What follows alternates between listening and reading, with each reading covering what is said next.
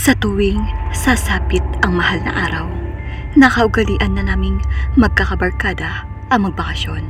Ito ang partikular na summer at sa Baguio kami nag-decide magpunta. Isa sa mga lumang bahay sa Baguio kami tumuloy dahil ginabi na kami na makarating sa Baguio. Isang lumang bahay ang aming nakita na mga oras na yon. Sa sobrang pangangailangan ay kinuha na namin ang bahay. Spanish era pa ang itsura na to na nakukulayan ng puti. Isang bahay na sinauna at mukhang haunted house. Niluma na ng panahon at creepy talaga. Maalikabok at maagiw dahil hindi na natitirahan ng matagal na panahon. Pinarerent na lang sa amin na may-ari ang naturang bahay.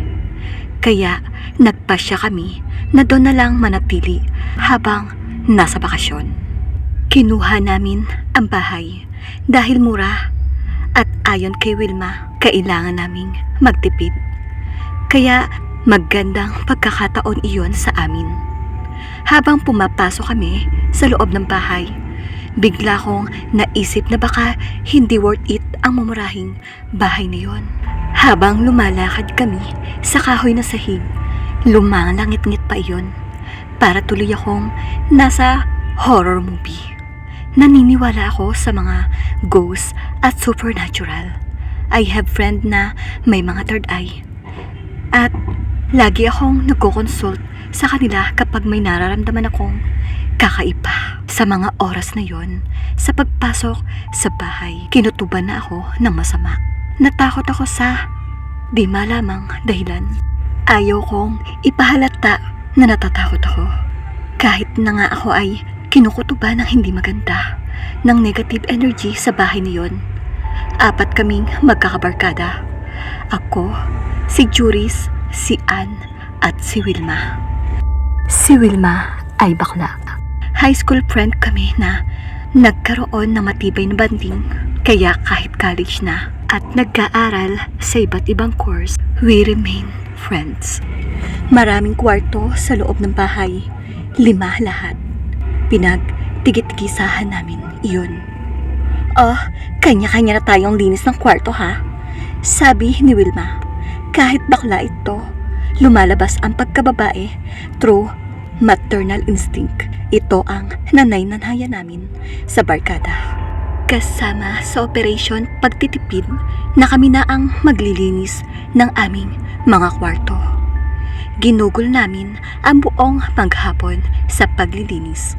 Habang naglilinis sa aking na-assign na room, may natagpuan akong isang lumang libro. Sinlaki ng pocketbook. Palabas na talaga ako kahit noon pa. Itim ang pabalat niyon. Walang marking o title sa harap. Parang Biblia. Binuklat ko iyon. Nang basahin ko, noon ko lang na-realize na hindi wikang English o Tagalog ang nakasulat sa libro. Latin siguro, kung di ako nagkakamali. Binaliwala ko na lang yung libro. Iniwan ko sa ibabaw ng bedside table. Pagkatapos namin maglinis, nagkaayaan ang barkada na kumain sa labas at uminom ng konti. Masaya ang lahat habang naalala ang high school days. Hindi na namin namalayan ang paglipas ng oras. Almost 12 hours ng hating gabi kami nakauwi sa aming tinutuluyan. Sa paglalakad papunta sa hagdan, nagkatakutan na kami.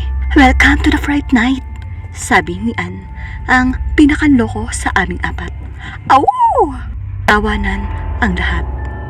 Pagpasok ko sa kwarto ko, napansin ko agad yung lumang libro. Ewan kung bakit iyon agad ang nakita ko. Nahiga ako sa kama. Binasa ko yung Latin na nakasulat.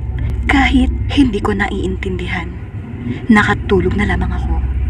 Sa kalagitnaan ng tulog ko, bigla akong binangungot. Natagpuan ko ang aking sarili sa isang hindi inaasahang pangyayari. Pinagpapapatay ko ang lahat ng mga kaibigan ko. Tinatadtad ko sila ng saksak gamit ang malaking kutsilyo. Madugo ang pangyayaring iyon. habang takot na takot sila sa ganoong eksena. Sinasaksak ko sila. Nang magising ako, pawis na pawis ako. Ang lakas din ng kaba ng dibdib ko. Kinilabutan ako. Bumangon ako at lumabas sa silid. Nagtungo sa kusina para kumuha ng tubig. May napansin ako. Kutsilyo. Nasa lababo.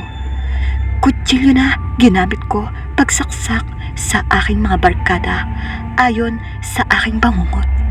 May bahid ng dugo. Kanino? Kinabahan ako. Napapikit ako. Totoo bang nakita ko sa aking panaginip? Pagmulat ko ng aking mata, wala na ang kutsilyo sa lababo. Umalis agad ako sa kusina at nagbalik sa aking kwarto. Pero pagpasok ko doon, may aninong figure na nakaupo sa kama ko. Kinuha ang librong itim na para bang binabasa yon. Napaatras ako. Parang naramdaman ko ang itim na anino ang presensya ko. Huwaring gumalaw ang ulo nito at bumaling ng tingin sa akin. Lalo akong nagitla sa aking nakita. May mga mata ang anino at nakatitig iyon sa akin. Dito na ako napatakbo, palayo. Kinatok ko ang kwarto ni Ann. Pagpasok ko sa loob, kinuwento ko agad sa kanya ang nakita ko. Tinawanan naman niya ako. Lasing ka lang. Sabi niya sa akin, medyo pupungas-pungas pa. Matulog ka na. Pwede ba ako dito matulog muna? Sa kwarto mo? Ayoko na bumalik doon sa kwarto ko. Bading ka ba? Gagapangin mo lang yata ako eh. Biro ni Ann. Sisi, ano ba? Hindi ako nagbibiro. Sige na. O sige na. Natulog ako sa kwarto ni Ann that night. Kinabukasan, pagbalik ko sa kwarto ko, naroroon pa rin sa kama ko ang itim na libro. Hindi ko alam kung dadamputin ko iyon. May sa demonyo ang librong. Nararamdaman ko sa isip ko. Itinapon ko sa basurahan. Umaasa na matatapos din ang kalagimang naranasan ko. Nagkamali ako. Sa sumunod na araw, ginimbal kami na isang pangyayari. Si Wilma, yung bakla naming barkada, nagtangkang magpakamatay. Nadatnan namin sa kwarto niya na nakaratay, bumubula ang bibig. Agad naming isinugod sa hospital. Nakaligtas naman siya. Mabutit na agkapan nang may masmasan si Wilma. Nang nagkamalay ay inusisa namin siya. Ano bang problema mo? Problema? Tanong ni Wilma. Oo, yung dahilan kung bakit mo naisipang laklakin yung isang bote ng sleeping pills. Babae ka ba? Susog ni Juris. Ang totoo, hindi ko alam, sabi ni Wilma.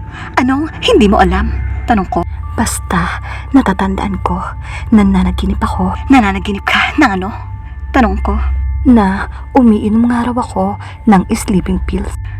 Pagtatapat ni Wilma. Pwede ba yon? Tanong ni Juris. Nananaginip ka tapos nagkatotoo. Hindi ko rin maintindihan, pero yun talaga ang nangyari. Giit ni Wilma. Ako lang ang naniniwala sa kwento niya. Nang bumalik kami sa tinutuluyan na bahay, natuklasan ko na nasa kwarto na ni Wilma yung libro. Tinanong ko siya, binasa mo yung librong to? Ah, oo. Sagot niya kaagad, kaswal na kaswal. Pinuklat ko ang libro. Latin ito ah. Naintindihan mo ba? Actually, hindi. Binasa ko lang. Saan mo nakuha to? Ewan ko. Pagpasok ko, alam ko, nandiyan na yan. Nakapatong sa ibabaw ng kama. Namangha ako at kinilabutan. Sa basurahan ko tinapon to. Paanong napunta sa ibabaw ng kama mo? Binasa mo ang libro bago ka natulog? Tanong ko sa kanya. Oo. At nangyari ang pagpapakamatay mo. Bigla nga siyang napaisip. Ganun nga ang nangyari. Niyaya ko siyang sunugin ang libro sa bakuran na tinutuluyan namin. Nagtagumpay naman kami na sunugin iyon, ang librong itim na naging apo. Tapos na ang problema. Pero mali kami. Pagbalik namin sa bahay, nakita naming binabasa ni Juris ang itim na libro. Nasindak na lang kami nang sugurin siya ng sakal ni Ann. Dali-dali kaming umawat. Ano bang atraso ko sa'yo? Galit na sabi ni Juris na kinumpronta si Ann. Pero parang wala sa sarili si Ann. Hindi maipaliwanag ang sarili. Guys, huwag na tayong mag-away-away. Alam ko kung ano ang pinagmulan ng gulong ito, ang sabi ko, at itinuro ko ang librong hawak ni Juris. Akin na ang librong to. Bakit? Tanong ni Juris. May sumpa ang librong to. What? Nabasa ko din ang libro kanina. Biglang pagtatapat ni Ann. Ganon din yung nangyari sa akin, sabi ni Ann. Yung book na naginip akong sinasakal ko si Juris. Bantayan niyo ko. Bakit naman? Ano? Ha? Bakit? Tanong nilang lahat. Basta, bantayan niyo ko kahit anong mangyari, huwag kayong matutulog. Hindi nga nagtagal at natulog na ang lahat, liban kay Juris na sumunod sa utos ko. Ayon sa kanya, binantayan daw niya ako hanggang 2 a.m. Nang wala namang masamang nangyari. Natulog na rin daw siya, pero naalimpungatan siya na magmulat siya, wala na raw ako sa kwarto. Lumabas si Juris at hinanap ako. Nakita niya ako sa kusina na hawak ang malaking kutsilyo. Sinabi raw niya kung anong gagawin ko. Pero hindi raw ako sumasagot. Nanlilisik ang aking mga mata na tumingin kay Juris. Pinag-agawan namin ang kutsilyo hanggang sa nagising si Wilma at si Ann. Kumuha ng tubig si Ann at isinaboy sa mukha ko. Dito na ako natauhan na sandaling iyon. Nagulat na lang ako na makita kong hawak ko na ang kutsilyo at nakadapa ako kay Juris. Ikwinento nila sa akin ang nangyari. Takot na takot ako, hindi sa multo, kundi sa maaari kong gawin dahil sa sumpa ng itim na aklat. Hindi na namin pinaabot ang pagsikat ng araw. Umalis na kami sa bahay na yon bago pa may mangyaring masama sa amin.